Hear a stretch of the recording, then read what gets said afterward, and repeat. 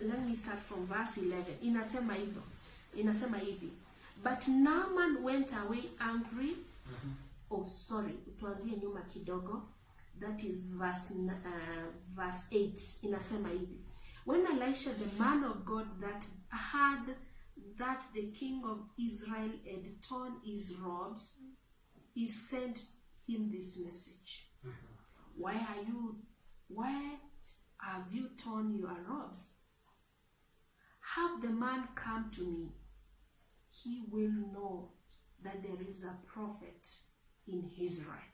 Bwana Yesu asifiwe. Amen. Tunaona after this letter, mfalme amerarua manguo, and we see the man of God. Hajajua kama kuna introduction ilikuwa imefanywa mahali, but because alikuwa kwa hiyo laini ya introduction, so that the word but in the life of this man Naaman itolewe.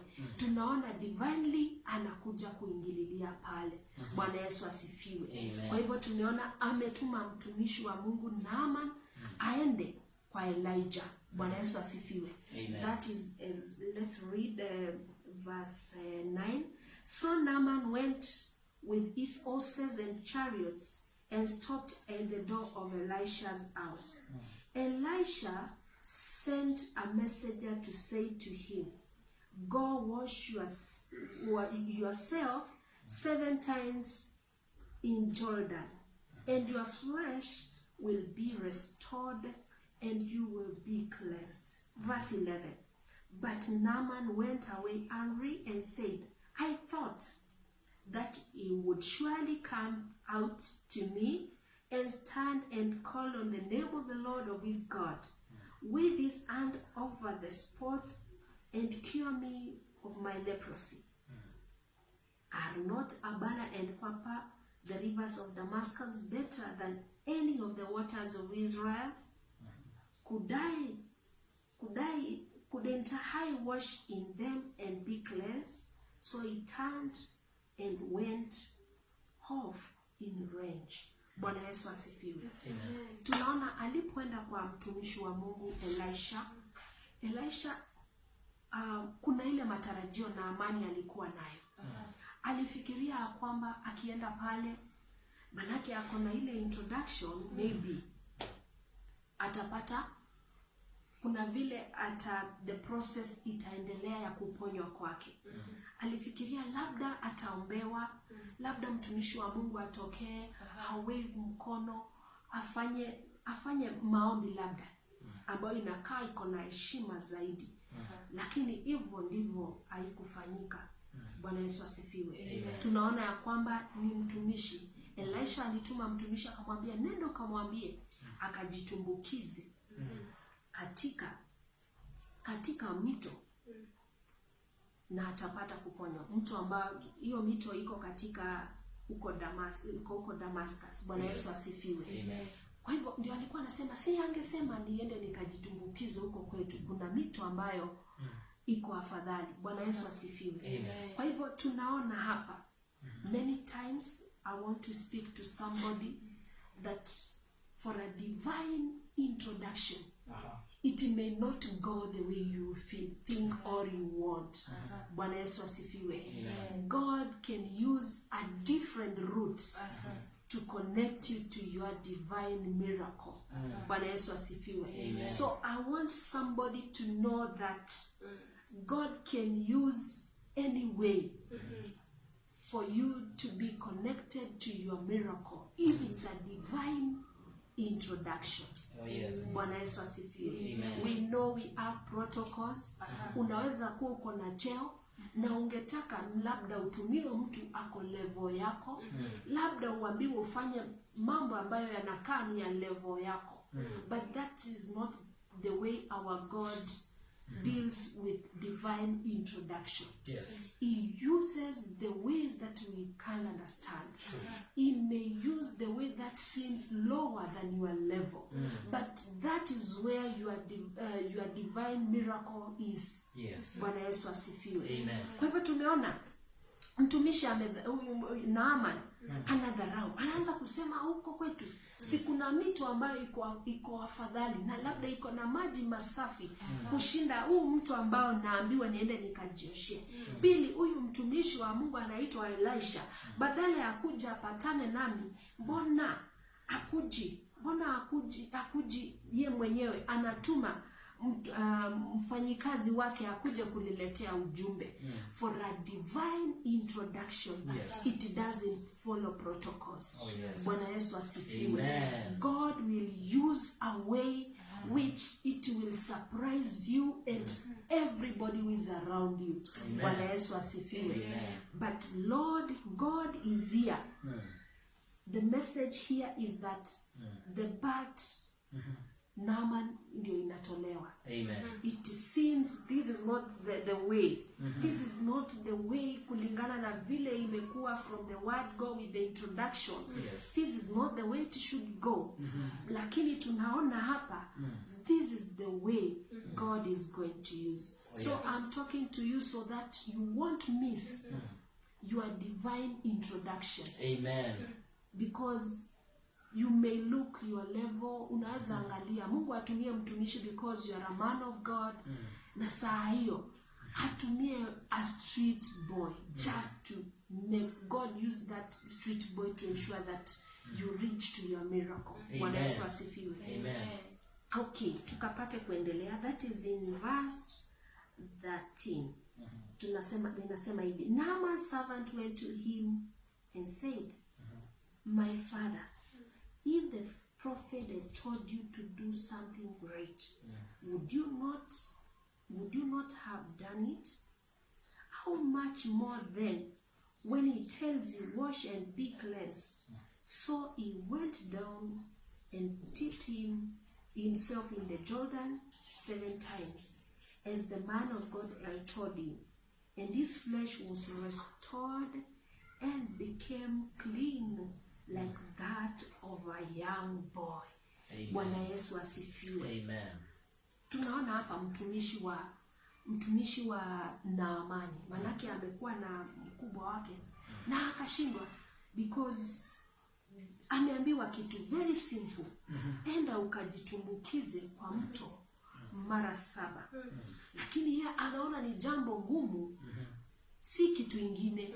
It is because ya level yake. Anaona labda angeambiwa atoe 20 million, angetoa, inakaa rahisi kuliko hii. So tunaona mtumishi wake ambaye alikuwa na yeye ameenda kwake akamwambia, mtumishi wa Mungu angekuambia ufanye mambo makubwa, mbona ungefanya?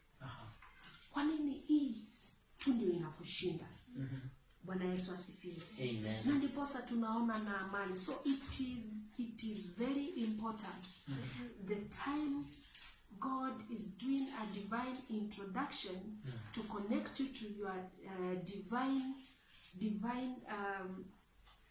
divine miracle. It needs the people around you. They should be people who have the same goal. You should be the same goal, or a person who is there to ensure that you get connected. Bwana Yesu asifiwe.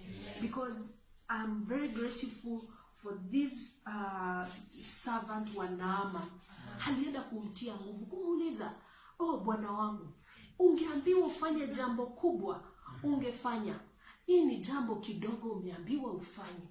Na tunaona anapata kutii na anafanya. Bwana Yesu asifiwe. So many times, ensure the people around you, there are people ambao wanakutakia mema. Manake there are people, they are around you, but they are there to celebrate the time unaumia. Bwana Yesu asifiwe. They are happy when you have the leprosy. But this was a genuine servant ambaye aliona vile Naamani amebehave na akasema, I have to chip in. These are the people, we call them the destiny connectors. They are there to push you. Sa vile unakaa ni kama you are delaying to get to your miracle. Anakuambia you have to get it. You have to get it. They are there to motivate you, telling you this is your miracle and you have to get it. Bwana Yesu asifiwe. So tunaona because of that, this man Naaman anaingia kwa maji, anajitumbukiza kulingana na vile mtumishi wa Mungu alisema. Na alipojitumbukiza, tunaona maandiko inatuambia ya kwamba she got clean and young.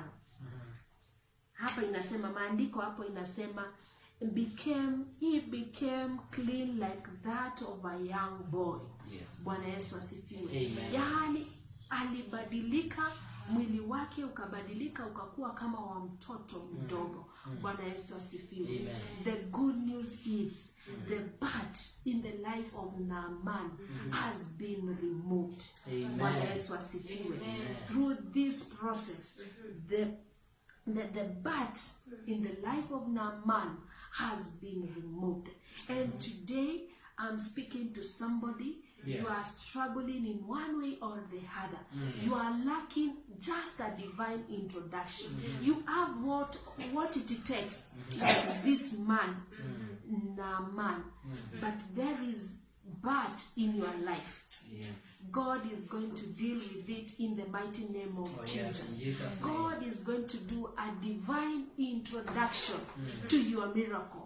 Divine introduction to this person is supposed to get you to your level in the mighty name of Jesus. And I declare from today, no more struggle, because the divine introduction will be done to your life in the mighty name of Jesus. Hallelujah. Glory to the Lord. Amen. Let's read verse 15. Inasema, then Naaman and all his attendants went back to the man of God. He stood before him and said, now I know that there is no God in all the world except in Israel. Be pleased accept now a gift from your servant. The prophet answered, as surely as the Lord lives, whom I serve, I will not accept anything. And even though Naaman urged him, he refused. If you will not, said Naaman, please let me, your servant, be given as much earth as palm moles can carry. For your servant will never again make burnt offering and sacrifice to any other God but the Lord. Bwana Yesu asifiwe. Amen. Tunaona baada ya kuponywa, Naaman anaenda kwa mtumishi wa Mungu, nabii. Na tunaona kwamba kuna vitu zile alikuwa amebeba, hili apeane, labda kama sadaka, hape mtumishi wa Mungu. Lakini tunaona mtumishi wa Mungu amemwambia no. Asante. Asante. Akakataa na hakuichukua. Bwana Yesu asifiwe. Na tunaona hata Naamani anaja na mwambia tafadhali chukua. Akamwambia hapana. Bwana Yesu asifiwe. Hii ndio ufunuo ambao nilipata about divine introduction. About divine introduction. You will get genuine people. They won't need anything from you, but they will just ensure, they just want to ensure that you are well, you have that position, you have that land, you have that money, you have whatever you need in the name of Jesus. They won't need anything. That's what divine introduction can do. Any other introduction. Ninajua watu wengi wetu, kuna wale mnatafuta kazi, unapatanga ukienda unaambiwa ndio ufanyiwe introduction, mtu anakuambia hapa kando, wewe kuja leta pesa kiasi fulani. But this time and this round, because it is a divine introduction, you won't be asked for anything. Ni wewe utaacha ukiuliza, oh my God, I have this to give this man, I have this I can appreciate. Lakini huyo mtu ambaye anakuconnect to your miracle atakwambia thank you, that was my mission. I was just put here to ensure I connect you to your miracle. Bwana Yesu asifiwe. That's your portion in the mighty name of Jesus. After this Sunday service, you will get people who will not need anything from you, but because this is a divine introduction. The time you see it, just know this is godly. Bwana Yesu asifiwe. Ni utangulizi wa kiungu. Bwana Yesu asifiwe. Tuendelee hapo chini. That is in verse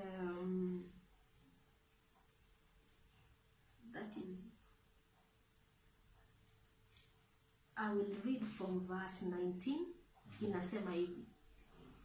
Go in peace, Elisha said. After Naaman had traveled some distance, Gehazi, the servant of Elisha, the man of God, said to himself, my master was too easy to Naaman, this Aramean, by not accepting from him what he brought. As surely as the Lord lives, I will run after him and get something from him. Bwana Yesu asifiwe. Amen. Tunaona Gehazi hata yeye ameshangaa. Anauliza, surely as the Lord liveth, how comes the man of God Elisha hajachukua kitu kwa huyu Naaman? Bwana Yesu asifiwe. Amen. That's how people will get surprised. Amen. Of the divine introduction that God is going to do. Watakuwa wanashangaa, wanaulizana, how comes? Wewe ulipata hii? Wewe ulipata hii plot na hii pesa? How comes umeinuka hivi in your ministry, in your career, na hakuna kitu ambayo umeitishwa? Bwana Yesu asifiwe. Hakuna any connection ya vitu umeitishwa ama umegharamikia. For a divine introduction, there is no cost, because God has paid the cost. Bwana Yesu asifiwe. Kwa hivyo tumeona huyu Gehazi amefuata Naaman.